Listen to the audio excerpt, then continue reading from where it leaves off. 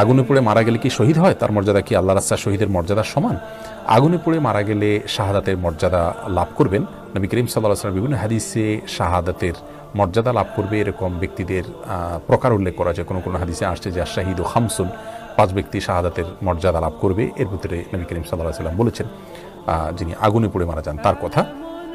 তেমনিভাবে পানিতে ডুবে মারা যান, কোনো কিছু নিচে চাপা পড়ে মারা যান, এই ব্যক্তিকে নবী করিম সাল্লাল্লাহু আলাইহি ওয়াসাল্লাম শহীদের মর্যাদা পাবেন বলে বলেছেন। পেটের পীড়া মারা গেছেন তাদের জন্য বলেছেন। আবু দাউদের একটা হাদিসে আসছে ওয়াসাহিবুল হারিকি শহীদ, যে ব্যক্তি আগুনে পুড়ে মারা গেলেন তিনি শহীদ হবেন, অর্থাৎ শহীদের মর্যাদা পাবেন।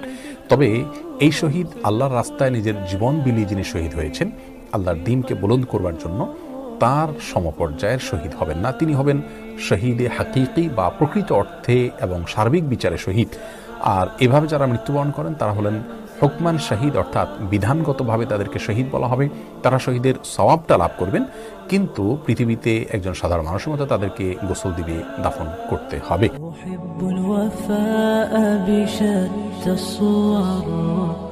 أحب الوفي الأمين